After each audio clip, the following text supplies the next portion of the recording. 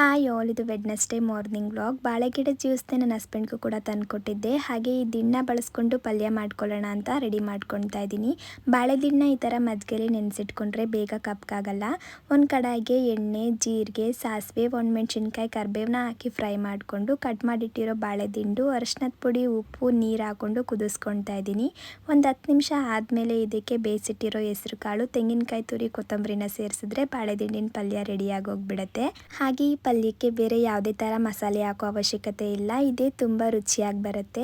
ಇದ್ರ ಜೊತೆಗೆ ಅಕ್ಕಿ ರೊಟ್ಟಿ ಕೂಡ ಮಾಡ್ಕೊಂಡಿದ್ದೆ. ನನಗೆ ಎಗ್ ಸ್ಯಾಲಡ್ಗೆ ಡ್ರೆಸ್ಸಿಂಗ್ ಮಾಡ್ಕೊಳ್ಳೋಣ ಅಂತ ಒಂದು ಜಾರ್ಗೆ ಗೋಡಂಬಿ, ಹಸಿರು ಮೆಣಸಿನ್ಕಾಯಿ, ಕೊತ್ತಂಬರಿ, ಮೊಸರು, ಪೆಪ್ಪರ್ ಹಾಗೆ ಉಪ್ಪನ್ನ ಹಾಕ್ಕೊಂಡು ಗ್ರೈಂಡ್ ಮಾಡ್ಕೊಳ್ತಾ ಇದ್ದೀನಿ. ಹಾಗೆ ಒಂದು ಬೌಲ್ಗೆ ಕಟ್ ಮಾಡಿಟ್ಕೊಂಡಿರೋ ಮೊಟ್ಟೆ, cherry tomato, carrot, spring onion, bell pepper ಹಾಗೆ ಈ ಡ್ರೆಸ್ಸಿಂಗ್ನ ಹಾಕ್ಕೊಂಡು ಮಿಕ್ಸ್ ಮಾಡ್ಕೊಂಡ್ಬಿಟ್ರೆ ಒಂದು ಹೆಲ್ದಿಯಾಗಿರೋ ಎಗ್ ಸ್ಯಾಲಡ್ ರೆಡಿಯಾಗಿ ಹೋಗ್ಬಿಡುತ್ತೆ.